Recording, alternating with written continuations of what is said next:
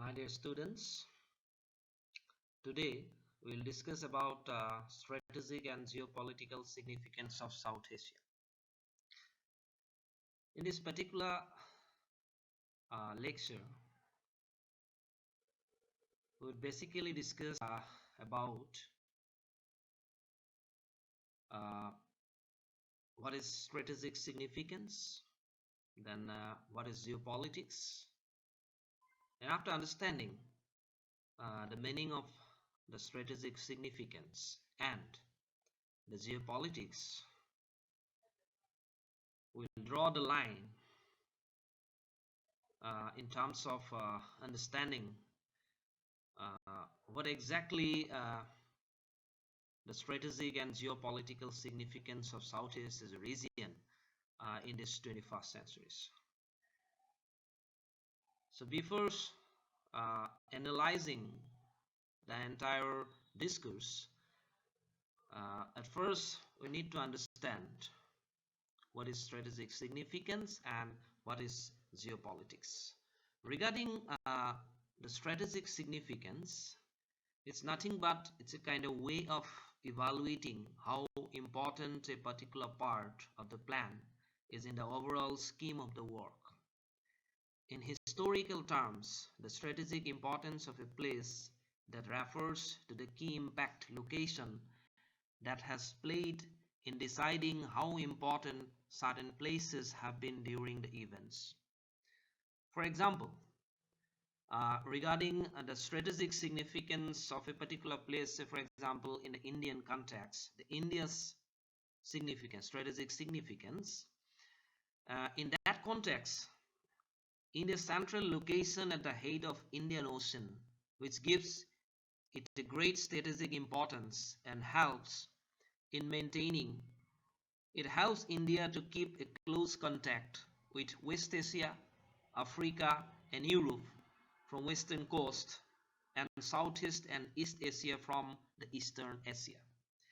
So basically the strategic significance is basically related with the advantage of a particular country on the basis of which a particular country strategically can able to formulate some functions in favor of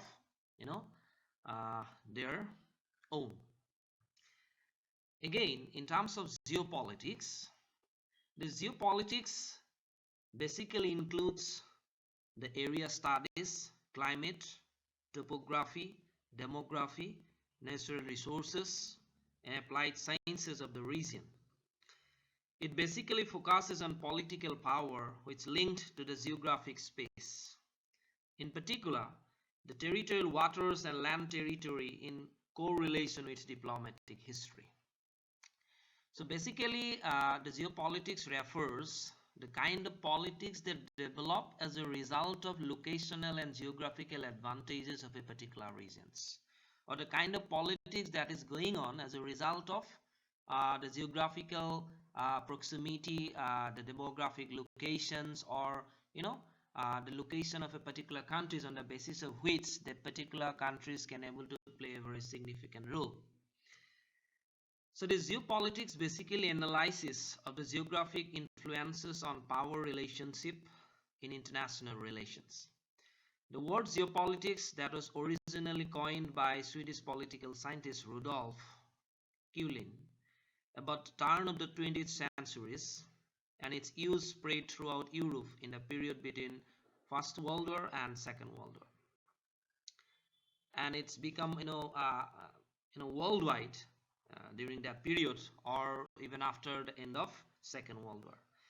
And in this contemporary discourse, the geopolitics has been widely that employed as a loose synonym for international politics, or in terms of understanding different sorts of dialogues in terms of understanding the relations between two particular countries, in terms of understanding the border relations of two particular countries, or in terms of the bargaining by particular countries in world politics on the basis of the geostrategic significance. A particular countries, whether that particular country is considered to be large or small, they can make some amount of bargain in international politics. So in this particular discussions, which basically discuss about this South Asia's significance, the strategic and geopolitical significance. So before starting the analysis, uh, it's maybe worth mentioning that South Asia has lots of geopolitical and strategic significance, specifically in the 21st century world politics. And the reason behind is that we have a lot of logic in terms of how the South Asia gained so much of significance in 21st century world politics. One point of analysis that revolving around the relationship between India and Pakistan, because these two particular countries are considered to be the countries who have these nuclear capabilities. So as a result of which, the South Asia nowadays can be considered under a kind of nuclear holocaust. So there is every kind of possibilities, there's every kind of possibilities of destructions, development as well as destructions from this part of the world. And that is the reason why from strategically this South Asia become more significant. India's geopolitics that has made a paradigmatic shift in the second decade of this century after the new political regime came to power. And in this context, I'd like to highlight, some of the recent development of, this present political regimes, political dialogues, their international affairs, their activities, their neighborhood policies. For example, immediate after it came to power, this new political regime in 2014, they started these neighborhood first policies, and in order to glorify this activist policy, there's a kind of paradigm shift from lookist policy to activist policy, and in order to act in true sense of the term, this government of India started this neighborhood first policies. So there are a lot of issues need to be analyzed. There are a lot of debatable issues also to be re-examined. So throughout the discussion, we'll deliberately discuss many more things. But before starting those analyses, we also have to highlight some sort of background realities from this part of the world in terms of the South Asia. So in the context of South Asia, the South Asia had some sort of common characters. They have some sort of common cultural characters, physical characters, some historical realities as well. So one of the finest realities, that is colonialisms. This colonialism had a great impact in the changing geopolitical dimensions of South Asian countries, because these entire South Asian regions came under this colonial masters as a whole. That means this British colonialisms came to this part of the world as a whole.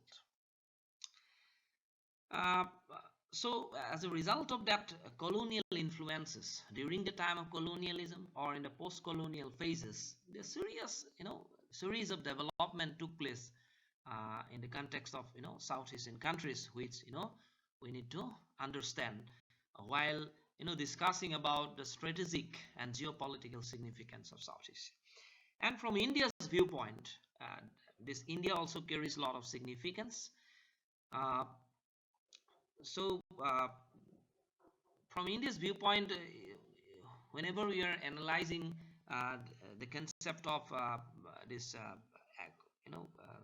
the geopolitics from India's viewpoint, this Northeast India always plays a very significant role, because this India's policies of this lookist policy and in present the context this activist policy, or more specifically this neighborhood policy, is deliberately related to this India's Northeast India. So Professor B.G. Verghese describes this India's Northeast as Southeast's third landlocked state along with Bhutan and Nepal. It is very much worth mentioning that in Southeast we have presently we have these 8 nations, namely this India, Pakistan, Bangladesh, Sri Lanka, Nepal, this Bhutan, this Maldives, and presently this Afghanistan. So along with these 8 countries, This Bhutan and Nepal is considered to be landlocked countries. And then this Sri Lanka, this Maldives, these countries are considered as island countries. And the rest of the world is considered to be this Indian subcontinent that is comprised of India, Pakistan, and Bangladesh. So in this part of the world, the South Asia have that much of diversities. We have these colonial realities, we have these historical realities, we have this, this sort of both these, advantages and disadvantages. And from India's viewpoint, this Northeast India also carries a lot of significance. But this Northeast India is considered to be landlocked in characters. And due to these landlocked natures, in the context of India from Northeast viewpoints, and these other two countries, specifically Bhutan and Nepal, there's an increased number of cross-border security challenges came in front of these South Asian countries. So those issues also need to be analyzed. Regarding the prospect area, of South Asia, there are some highlighting points there. Firstly, the transnational region building. That means from South Asian viewpoint, since we have this much of realities, historical realities, cultural realities, so it's very much the South Asian countries have that much of advantages of implementing the policies in favor of these transnational ties by developing regional buildings. Then the phenomena of deterritorialization and re-territorializations. So this is also considered to be prospect area from South Asian viewpoint. Then this India's growing association with ASEAN. It's more specifically, if you're talking about this India's relationship with ASEAN in this 21st centuries, these first 2 decades have shows a lot of prominence, both during the time of this UPA government and this present earlier regimes as well. So for example, in 2014, this first visit of this External Affairs Minister, this Sushma Swaraj, in 2014 to Myanmar, for the first time, this the then Foreign Affairs Ministers, used the word this 3C concept, which used for the first time by Z.D. Munni. From theoretical viewpoint, this 3C concept has been elaborated by Z.D. Munni, and this 3C concept is nothing but this culture, commerce, and connectivity. But while we are talking about this 3C concept from a northeastern viewpoint in terms of India's advantages, we also need to rigorously re-examine this culture, commerce, connectivity along with this community issue that is also very much important. Then can only these things become a kind of prospect for the southeastern regions. And apart from that, this inclusive growth of Northeast India from India's viewpoint, that is also very much important. So so these are some sort of prospect areas from India's viewpoint in particular, and the other South Asian countries as well. Prime Minister Modi that visited Myanmar in 2014, and in that particular visit, that focus was basically given on 3 C's, that is culture, commerce, and connectivity.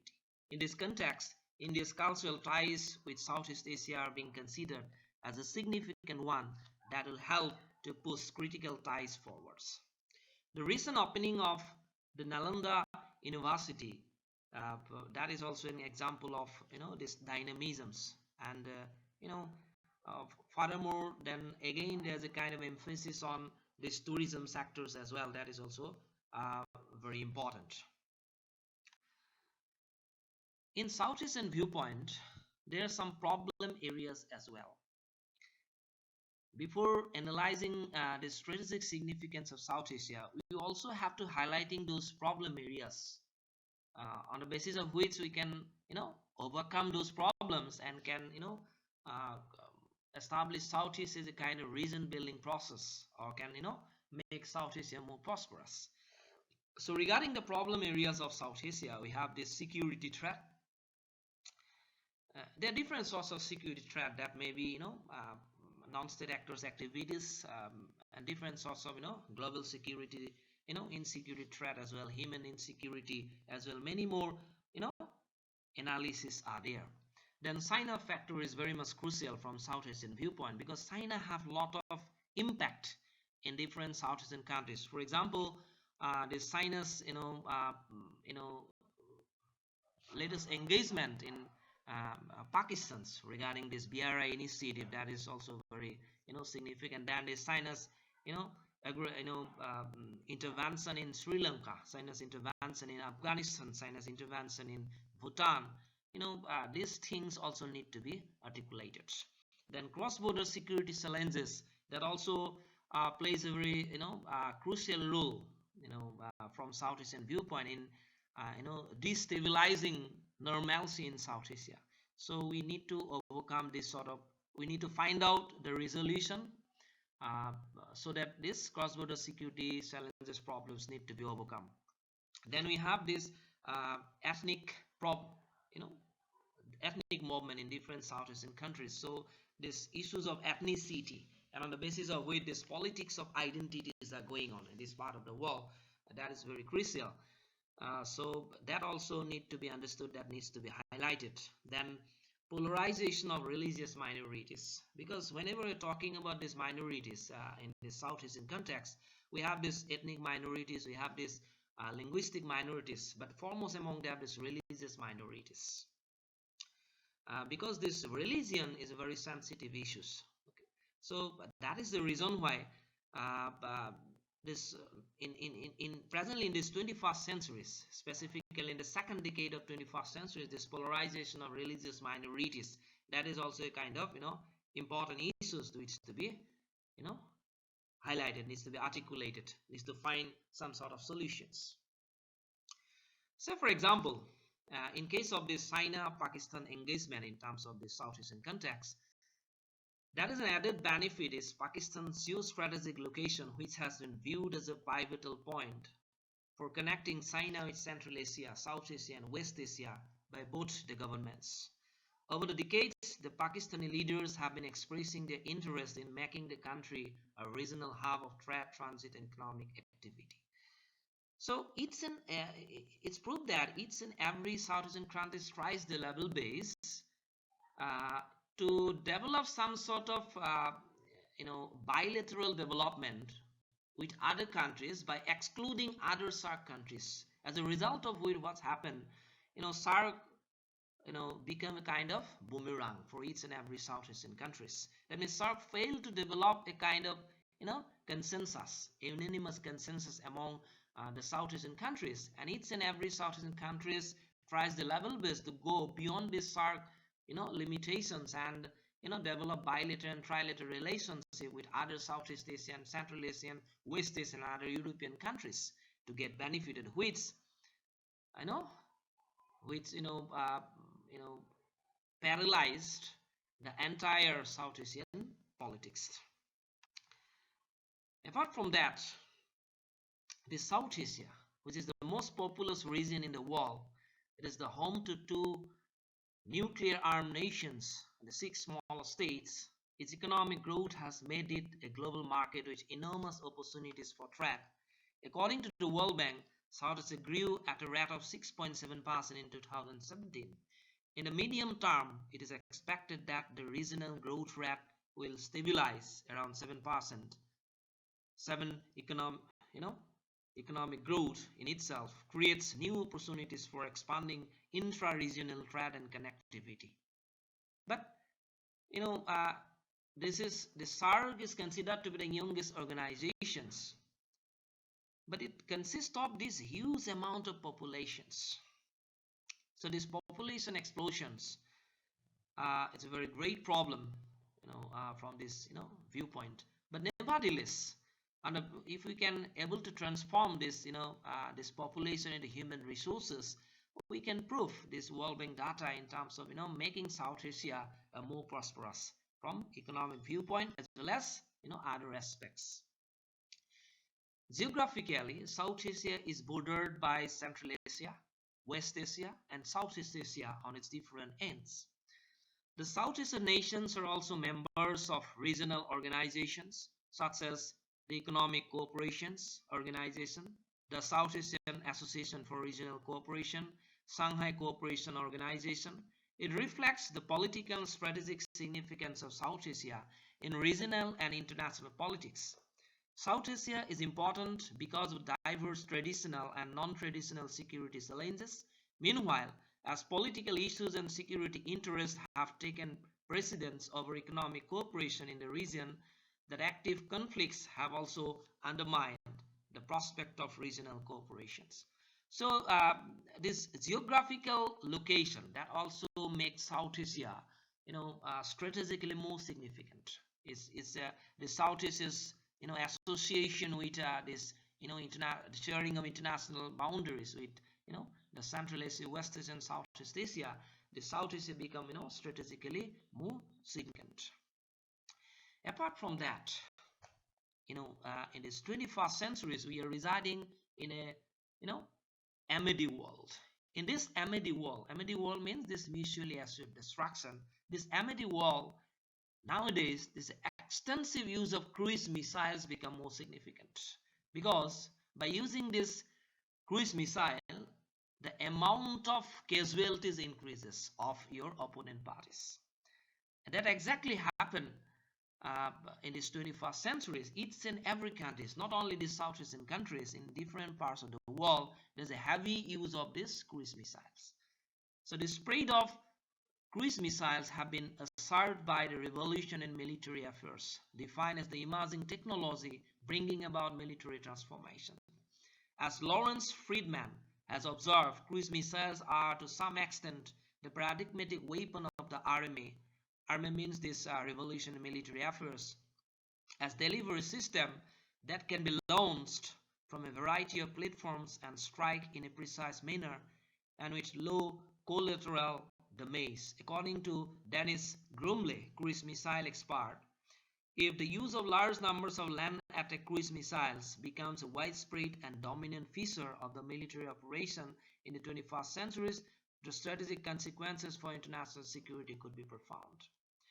So, the South Asian viewpoint, uh, the relationship between India and Pakistan need to be developed, because the South Asia have every kind of potentialities uh, to reach, to become economically strength, economically capable, and in front of the world economy. There are different sorts of estimations by IMF and World Bank that if the South Asian countries can able to get united by 2050, the South Asia can able to reach number 1, and China will reach number 2, and this United States of America will reach number 3 positions. So in that context, this again the kind of geopolitics developed, again the kind of strategic significance developed. So for example, in the context of 20th centuries, this Time magazine regards 20th century as the American century, and in that way, the United States of America tries the level best. And similarly, there another kind of proverb that is 21st century will be ASEAN century. And in that context, there are lots of contestations. There's a kind of contestation from India's viewpoint, China's viewpoint. There are differences of contestation from Indonesian viewpoint. There are differences of contestation from Pakistan's viewpoint, isn't it? Because from China's viewpoint, China wants to transform, saying this ASEAN century into Chinese centuries. So it has happened in the context of India as well. So this last slide, which basically dealt with this, the issue, the China's BRA initiative, the overlapping consensus of India and China, and this BIMSTANG vis-a-vis this AIIB. These three are the crucial issues in terms of understanding, the strategic and geopolitical significance of South Asia. And if the South Asia, with the help of their geopolitical significance, is want to survive, they have to overcome this sort of problems. Then can only South Asia can able to become a kind of safe haven, which earlier we have. Due to this safe haven in different historical circumstances, people used to migrated from different places to reside in this part of the world, and South Asia become a kind of safe haven for each and every humanities. Say for example, except Christianity, all other religious sects consider South Asia as their homeland. So with this word, I want to wind up the lecture. And in the next presentations, we'll deliberately discuss which the in your second unit, that is on imperialism, colonialism, and the nationalism in South Asia. So thank you very much. So in the wake of this coronavirus, we cannot go for this virtual classroom teaching learning mechanisms. So I just try to make this kind of videos so that you will get some amount of benefit by uh, viewing the videos. So thank you very much. Stay home and stay safe. Thank you.